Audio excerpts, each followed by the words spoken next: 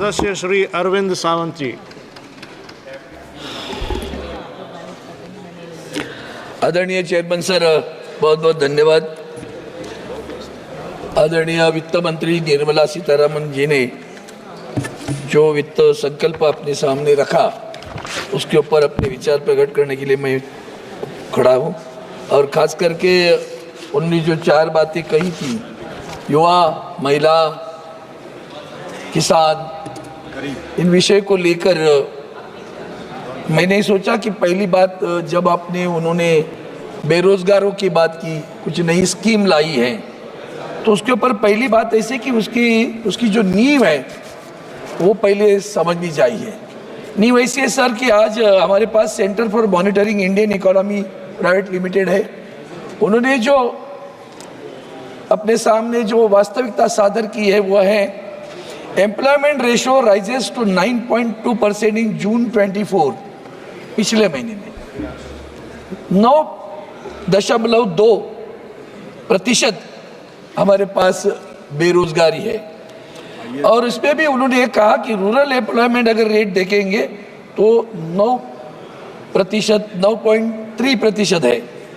अब ऐसी स्थिति में ILO, Indian international labour organisation का कि 83% लोग हमारे पास बेरोजगार है, जॉबलेस है।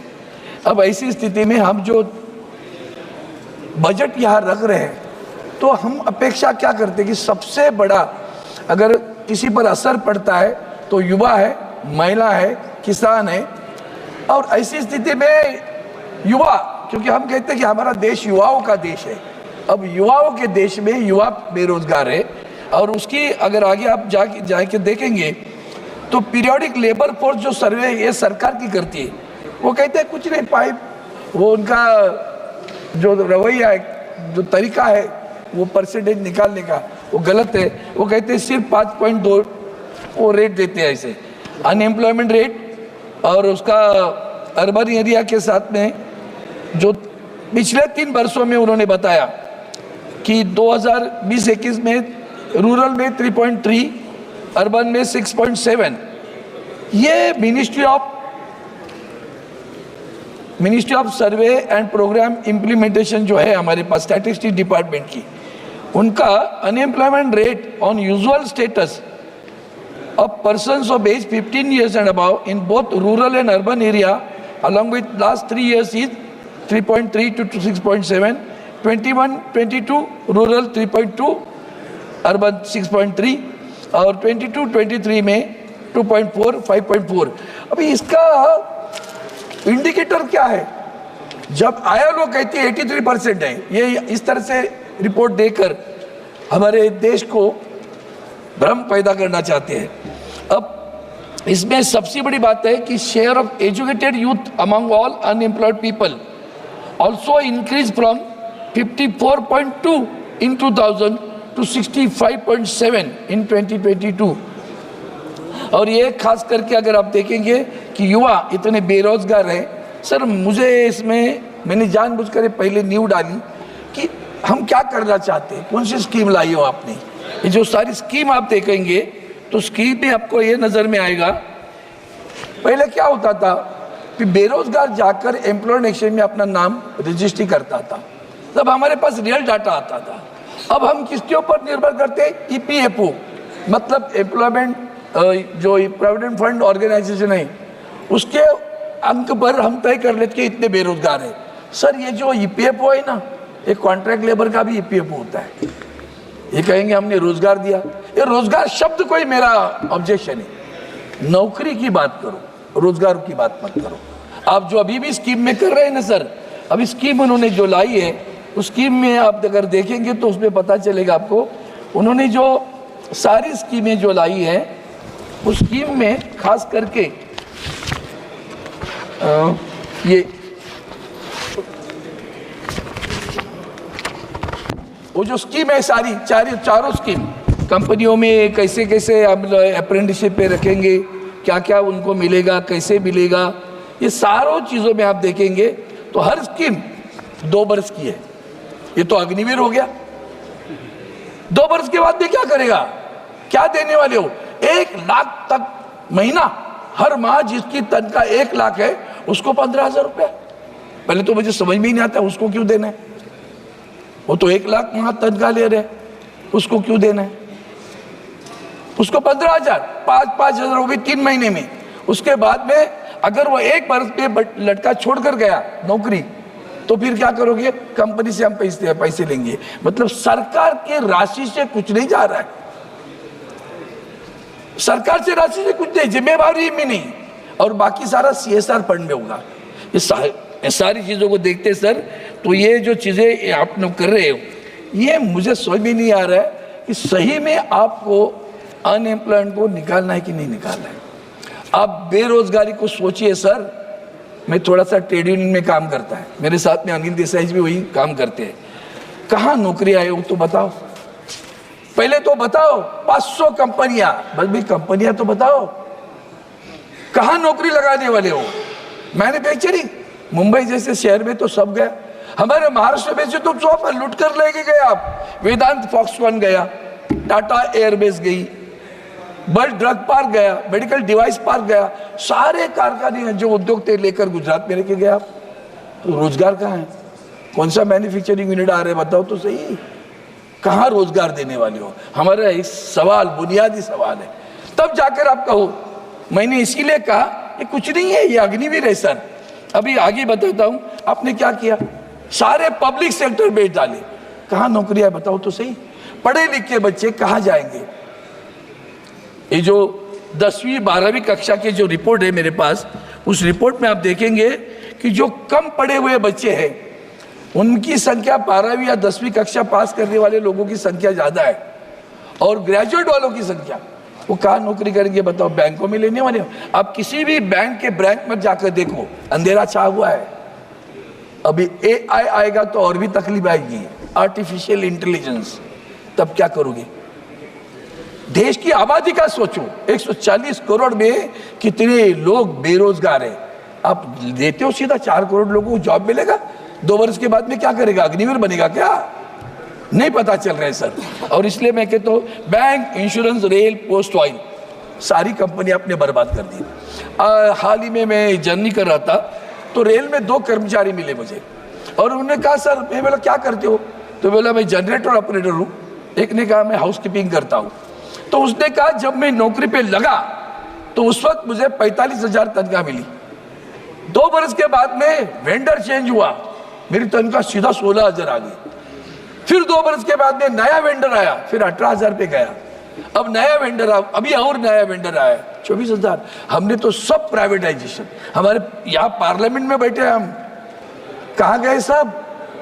CISF, हमारी उनसे दुश्मनी नहीं है, समझने तो दो। BVG करता है हमारा सारा, हमारा राष्ट्रपति भवन BVG, पार्लियामेंट की सफाई BVG करने। हाँ, CISF को लगा दें, चौराहे पे लगाओ। अंदर क्या है? क्यों उनके ऊपर मोदी साहब है तो मुमकिन है। वो अपनी नोकिया कंपनी मद्रास में एक दिन में मन में आया बंद कर दी। 40,000 लोग कहाँ जाएंगे नहीं पता। हम बता रहे नया, जो बंद हो रहा है कौन बताएगा? आज हमारे ऑटोमोबाइल टेक्नोलॉजी में इलेक्ट्रिक व्हीकल्स आ गई। सर, हमारी जो पहली पुरानी डीजल पेट्रोल इंजन की व्हीकल थी तो उसके लिए एंसिलरी बहुत सारे मूविंग पार्ट्स है, उसमें इलेक्ट्रिक व्हीकल पे मूविंग पार्ट नहीं है, तो उसके लिए जो मूविंग पार्ट्स होने की वजह से एंसिलरीज कंपनियां होती थी, आज सारी एंसिलरीज कंपनियां बंद पड़ी। कोल्हापुर में जाओ, एंसिलरीज कंपनियां बंद पड़ी है, बेरोजगार हुआ, उम्र हुई 40-45। कहाँ रोजगार है? आपके रोजगार शब्द से मैं देखता हूँ, कहाँ रोजगार है वो तो बताओ। और सबसे बड़ी बात है, कौन सी नौकरियां देते हो? आपके कानून इस देश में रोजगारों के लिए, नौकरियों वाले काम करने वालों के, मजदूरों के लिए क्या कानून बनाए सर?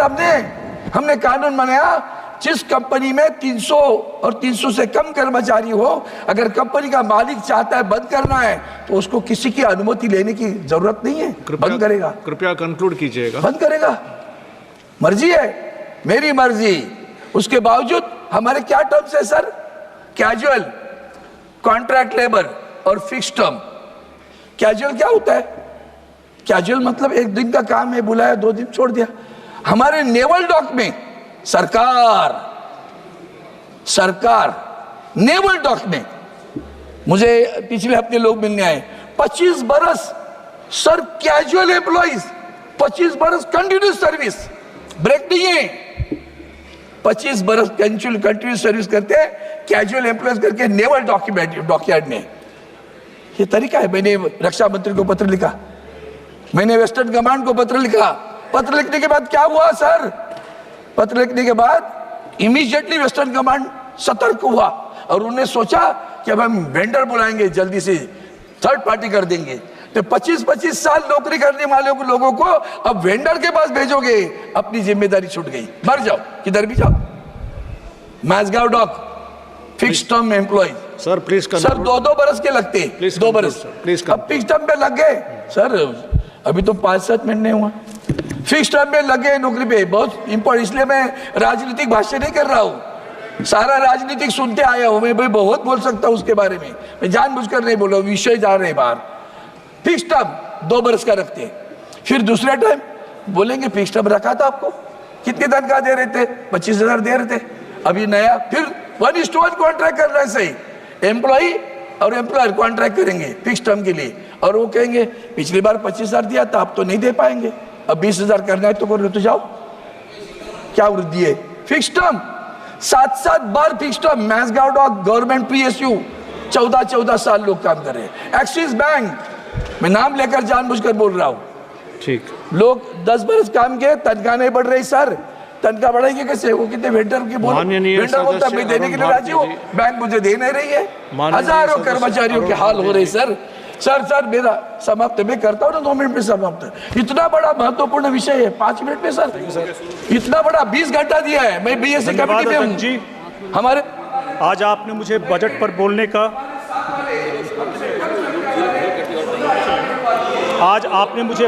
बोलने का जो अवसर दिया है उसके लिए आपका धन्यवाद।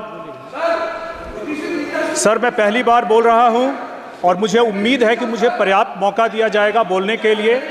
सबसे पहले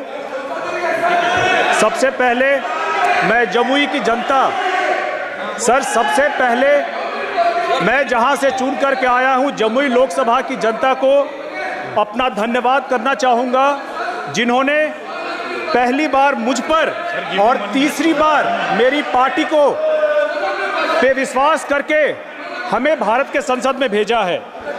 मैं बड़े गर्व और जिम्मेदारी के साथ बजट पर अपनी पार्टी का जो पक्ष रखने का मौका मिला है, आपको समय मिलेगा, उसके लिए अपने राष्ट्रीय अध्यक्ष आपको समय मिलेगा, माननीय केंद्रीय मंत्री श्री चिराग पासवान जी को भी धन्यवाद देता हूं। मेडन स्पीच है सर, मेडन स्पीच है, उसको डिस्टर्ब मत कीजिए सर। नहीं, आप बैठिएगा, आपको समय मिलेगा। अध्यक्ष जी, मैं बिहार से आता हूं, जो कि भगवान जैन, भगवान बुद्ध, माता Sita, Guru Gobind Singh ji, Acharya Chanakya. Sir give him 1 minute. Young member is talking sir. Okay, Aarti ji please. अध्यक्ष जी, प्लीज मुझे मैं पहली बार बोल रहा हूं, मुझे बोलने का पर्याप्त मौका दिया जाए, मेरी आपसे गुजारिश है। आपका संरक्षण मुझे प्राप्त हो, यह बहुत जरूरी है। बिल्कुल, आपको समय दिया जाएगा। अरविंद सावंत जी, काइंडली कंक्लूड, आपको 1 मिनट का समय है, please conclude.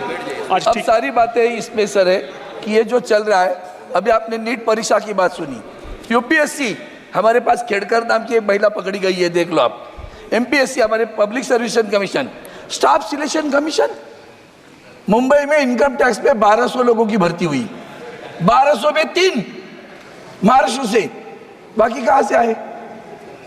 Staff selection commission की एग्जाम की भी इंक्वायरी होनी चाहिए, जांच करिए सर। मैं किसी प्रांत से हमारी दुश्मनी नहीं है, पूरे भारतवर्ष से, बाकी सारे राज्य नहीं, 2 राज्यों से सारे लोग आ गए, कमाल की बात है। तो जांच करने की मैं मांग करता हूं।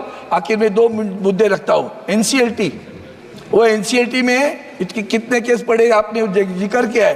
जेट एयरवेज, आज तक उनको NCLT ने कह दिया उनके ग्रेजुएटी और PF दे दो, पैसा नहीं मिल रहा है सर। हयात रिजेंसी मुंबई में बंद पड़ा हुआ है होटल, पैसा नहीं मिल रहा है सर। लोग बेकार हो रहे 30-30 साल सर्विस करने के बाद में भी। इसलिए मेरी प्रार्थना है आपसे इस मुद्दों को लेकर अगर सरकार युवा बेरोजगार की बात करती है तो उसमें मुझे आपको यही बताना है कि और एक बार आखिरी मुद्दा आता है, ये सब करने के बाद पेंशन 10 बरस लड़ रहा हूँ, ईपीएस पेंशन 95, 800 रुपया, 1200 रुपया, क्यों उनसे खिलवाड़ कर रहे हो सर? और इसलिए मैं आपसे प्रार्थना करता हूँ, महाराष्ट्र के 3 मुद्दे एक मिनट में खत्म कर रहा हूँ। एक है छत्रपति शिवाजी महाराज, ये कहते हैं हमारे महाराष्ट्र में छत्रपति शिवाजी महाराज के आशीर्वाद भाजपा के साथ, और वही छत्रपति शिवाजी महाराज का statue Chhatrapati Shivaji Maharaj railway station पे खड़ा करने के लिए कहा तो रेलवे का चेयरमैन कहता है पॉलिसी नहीं है, पॉलिसी नहीं तो वल्लभ भाई पटेल जी का स्टैचू कैसे लगाया, विश्वेश्वरैया का स्टैचू कैसे लगाया? छत्रपति शिवाजी महाराज का स्टैचू लगाने के लिए पॉलिसी नहीं है, आपकी लैंड पॉलिसी भी अब तक खराब हुई सर। और इसलिए प्रार्थना तो मराठी भाषा क्लासिक लैंग्वेज का दर्जा देना है, छत्रपति शिवाजी महाराज का स्टैचू बनाना है। और नाना शंकर सेठ, हम जो देश में रेल घुमा रहे हैं ना, वो रेल जिसने देश में पहली लाई उनका नाम है नाना शंकर सेठ। उनका नाम मुंबई सेंट्रल स्टेशन के लिए मांग 10 बरस से करता रहा हूँ। थोड़ा सा आगे बढ़ी सरकार, अभी भी नहीं हुआ है, वो करिए, इतनी मेरी प्रार्थना है। तब जाकर बजट की बात करिए, बाकी सब झट है, छोड़ दो। धन्यवाद।